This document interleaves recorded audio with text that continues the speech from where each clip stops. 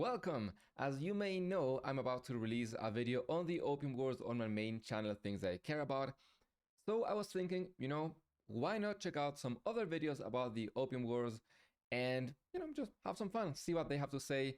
I also think it's interesting to see, after I made a video, how different creators engaged with the same topic and maybe just portrayed it from a different perspective or just focused on different things than what I focused on.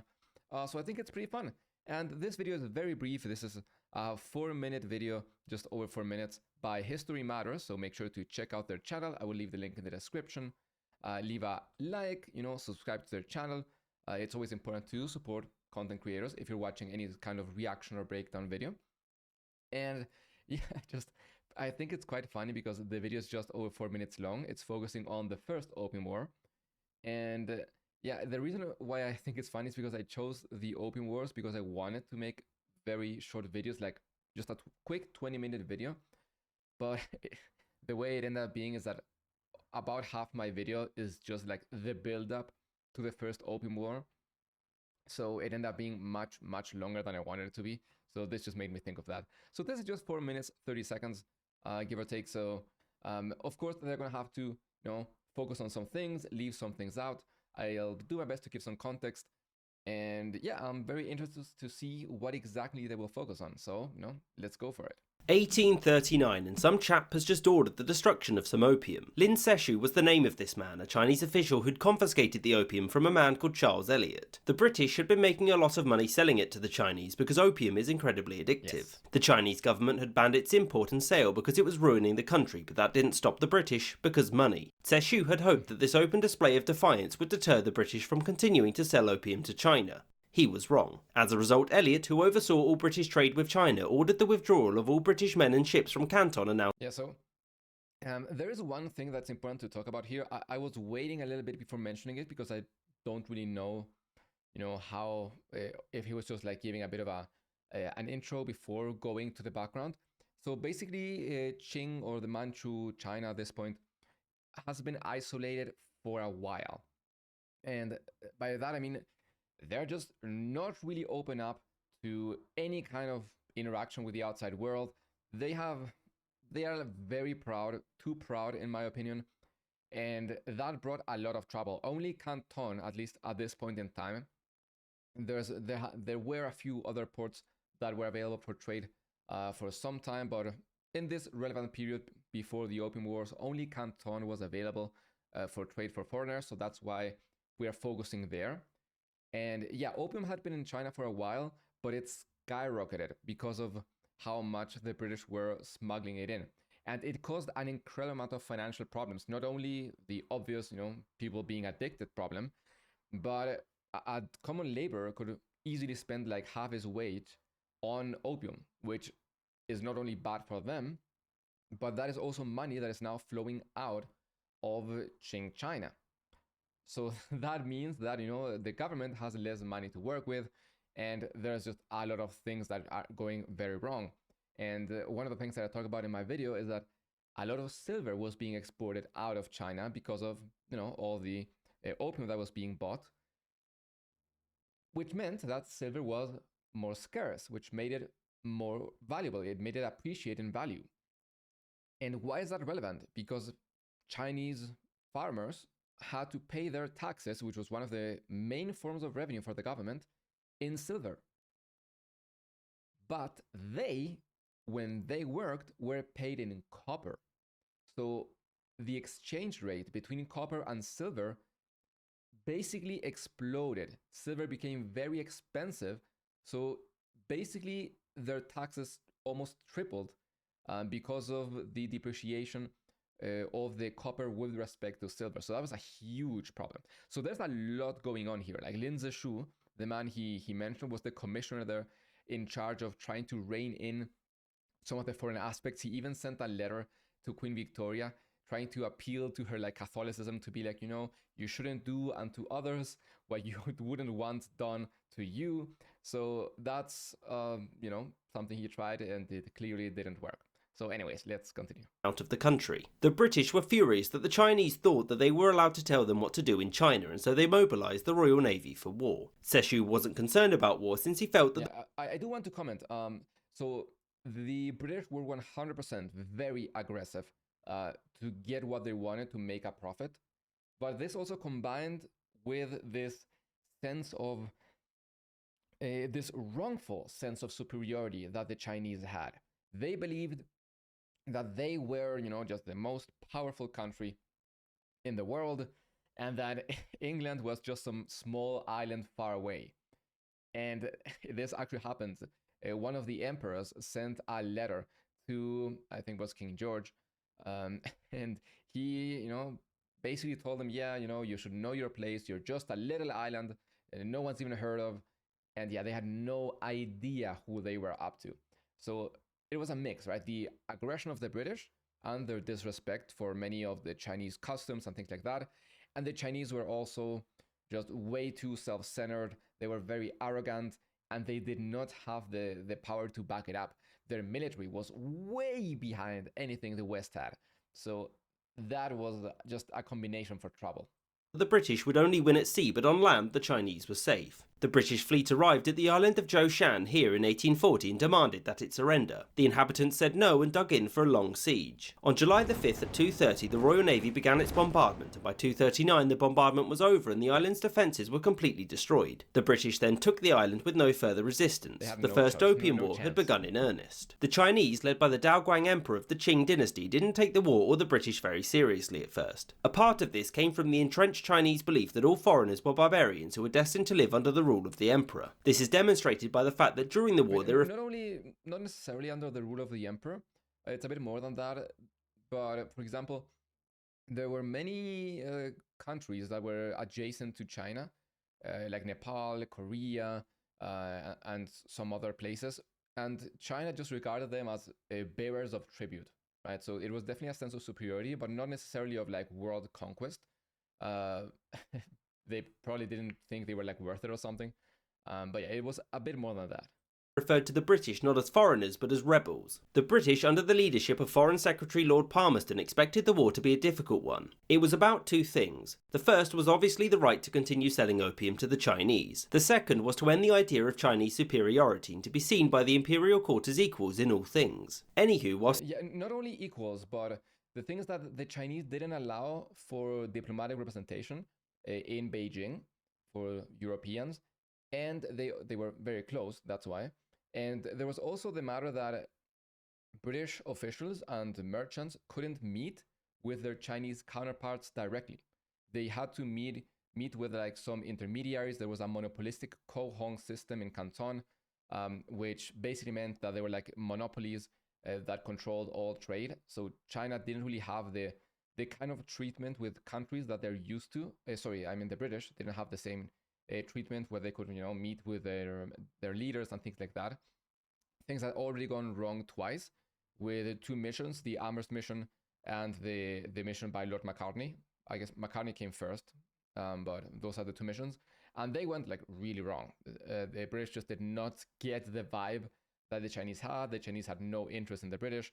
So those things compounded and just meant that the relation was not going to work. Sailing up the Chinese coast, the Royal Navy had attempted to deliver a letter of their peace terms to the Emperor. The Emperor largely ignored these demands and instead decided that Britain would be happy if Lin Seshu was removed. He had him replaced with a man called Qi Shan, who met Elliot in late 1840 to discuss terms. Qi Shan promised that a peaceful solution could be found and told the Brits to simply wait until the Emperor deigned to reply to them. Months passed and the British were unhappy to wait anymore, and so in early... Yeah, I mean, it's very likely that Qi Shan asking the British to wait was a tactic.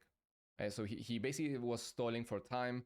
It wasn't really all that genuine. 1841, back to fighting. The British were victorious at the Battle of Chunpi, and Qi Shan and Elliot met to discuss terms in late January. Elliot demanded Hong Kong, the reopening of the opium trade in Canton, a bunch of cash, and for the British to be recognised as equals. The Emperor said no and had Qi Shan arrested and replaced him with two men. The Emperor's cousin... Qi Shan wasn't really sent to negotiate. At least he didn't have like full power, so the Emperor was very angry when he came back basically with that treaty. And it's funny because the Emperor was mad at him, and the British were mad at Elliot as well because they thought that he had basically just agreed to the lowest possible terms. So that's kind of funny. They were both mad at him. And Yishan and a general called Yang Fang. Their task was simple: crush the British entirely. The intensity of fighting picked up soon after this, and by March the British were sitting outside of Canton. Yang Fang agreed to allow the British to trade there again in return for the soldiers leaving, which they did. The emperor was furious and removed Yang Fang and demanded that Yishan now destroy the British, because that's how that worked. Canton was reinforced while the British took defensive positions around the city. Yishan attacked the British on the 21st of May. He was repelled, and about a week later the city was captured by the British and looted. During this battle, the Qing forces outnumbered the British about 50,000 to 6,000. So why did the British win? The two main reasons were technology and training. Whilst China had been the birthplace of gunpowder, most Qing soldiers were equipped with spears or bows, and those that had guns had old matchlock muskets. Whereas the Chinese were very, very like fond of their traditions and just that old way of training, their Confucianism ideas, and that was kind of their downfall. Their equipment was garbage. There was an insane amount of corruption and graft in their government. Something really funny that happened is that soldiers, or rather commanders, would lie to their superiors and claim to have more soldiers available than what they actually had. And they did it because then they got extra provisions and extra money that they could pocket and keep to themselves. And that was not only, of course, a drain of resources, but that also meant that when there was actually some sort of conflict, like a peasant rebellion, which happens a lot in this time period, there are a couple of very, very important peasant rebellions happening almost simultaneously. So yeah, when anything like that happened, then the government called for soldiers, and they start to realize many of the soldiers they needed just didn't exist. They were made up. So that was a huge problem. And another problem was embezzlement. A lot of money was just embezzled. They went, go fix this place. And the public officials or whoever was in charge, they just kept the money and didn't do it. And then a lot of coastal fortifications were just in a state of disrepair. It was crazy. I think it was one of the imperial bodyguards before Dao Guang's time. I think it was called Ho Shan.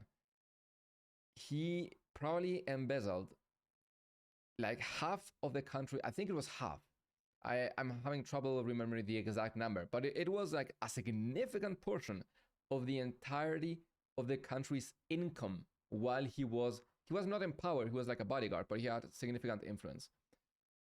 Imagine someone pocketing, like, say, even 20% of your country's income. That's an insane amount of money. He was like one of the wealthiest people to ever live, and he just pocketed that. And all that means that the country itself has a lot of problems overall. So yeah, I go in depth in my video, so. The British had much newer weaponry, and their soldiers were also very well trained and were often veterans of other conflicts, unlike the Qing, who were mostly peasant conscripts who sometimes fought bandits. This discrepancy was much larger at sea, where British warships were of much better quality than the Chinese ships called junks that they faced. The British had also brought with them a brand new warship, the HMS Nemesis, which was an iron-hulled, steam-powered warship which outclassed anything the Qing could throw at them. I mean, there's you can't fight that if you're just that behind. I mean, there's nothing you can do. You're screwed. Pattern of a much larger Qing force being defeated by a small yet technologically superior British force continued throughout the rest of the war. Over the next year, the British captured many coastal cities and forts. In mid-1842, the British captured Qingqiang, which meant that they could blockade the Yangtze River and China's Grand Canal, which meant that food couldn't be shipped across the empire. The emperor thus decided to sue for peace with Britain, and they both signed the Treaty of Nanking. The terms were that trade would now go through these cities as well as Canton, and that this trade would include opium. That China would pay Britain what is technically known as a boatload of money, and that Hong Kong would be ceded to Britain as well. In return, the Chinese got sweet nothing, and this treaty is referred to as the First Unequal Treaty. For China, the Treaty of Nanking marks the... Yeah, so he put it in a comment underneath. So the reason why they say no, it's the First Unequal Treaty, there were a few more, and you would see that other countries join in rather quickly because they realized how easy it was to take things from China. And China decides to concede because if they don't grant the other countries these privileges, they are going to trade anyways, but using British licenses. So they were like, you know what, might as well have them, but at least they have their own people under their own banners, and it's a bit easier to see it that way. The beginning of a period known as the Century of Humiliation, in which China would suffer internal rebellions and degrading foreign interventions, one of which was the Second Opium War, but that's for another video. I hope you enjoy. Yeah. When Prussia and its Germans I didn't mean to click there. Yeah, so it is a nice summary. Of course, it's 4 minutes, so you can't really talk about all that much, but it's a nice little summary of the First Opium War and some of the things that happened after. I mean, some of the big problems was that after Emperor Dao Guang died, his son, Xianfang, was not really all that Xianfond, sorry, of the treaties that had been signed, and he just didn't want to respect them, right? Understandably, they were very bad for him. And he also replaced some of the officials and for some more hardline and very xenophobic Chinese officials. And that just meant that things were going to go very bad, right? They refused to review some of the treaties that, for example, the Treaty of Nanjing or Nanking. That's always a little bit complicated when doing or dealing with Chinese history, is that the pinyin and the way of writing Chinese characters is relatively new, and there's not that much of a consensus, or at least it was done differently before. That's why you're often going to see I don't know, like Nanjing and Nanking and Tianjin or Tianjin. Even you can see Canton or Guangzhou. And a lot of places have that problem. I had a lot of problems sometimes when I was researching a certain character, because you will see that their name is written in English in different ways. Even Qiyin, for example, I think he referred to him to Yiyin, which is fine. It's just we are trying to, in English, refer to Chinese names, so it's written differently, but it can lead to confusion. So it's a bit complicated. So that's something to look out for, because it can be an issue. Anyway, so the Treaty of Nanjing had no clause for revision, while some of the treaties that China had signed with France and the US did have a clause for revision in 12 years. But one of the things that the British got was most favored nation status, which means that the Chinese were supposed to give them any benefit that they give to a different country. So if the treaties signed with the US and France were to be revised, then the ones signed with Britain should be revised as well, even though they didn't have the clause that said it should be. And when Emperor Xianfang, refused to revise it, things, spark up. There's a lot more going on, of course, but it's one of the things that are going to lead to the Second Opium War, which is going to be very brief, and it's also going to coincide with some very major peasant rebellions, which I go into just a little bit in my video. So yeah, I think this was a nice amount of context. I really enjoyed this video by History Matters, so again, make sure you go over there, check out the video. Once again, it's only 4 minutes long. Leave them a like, a comment, subscribe to them, maybe here as well, it doesn't hurt.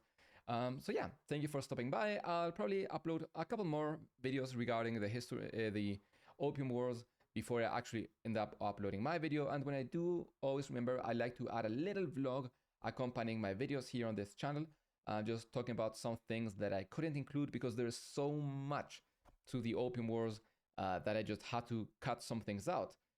For example, after the Opium Wars ended, one of the empresses that came after, Empress Dowager Zixi, she was supposed to, buy a bit of an armada so that the Chinese don't get their butts kicked again. But she was such a conservative and she didn't want to modernize that she ended up wasting most of that money in restoring a massive marble ship for partying.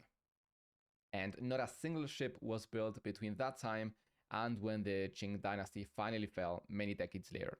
So that was, very interesting thing that I will be talking about in my vlog, not really in my video. I couldn't fit that in. So yeah, it is what it is. So thank you for watching, and I'll see you in another video.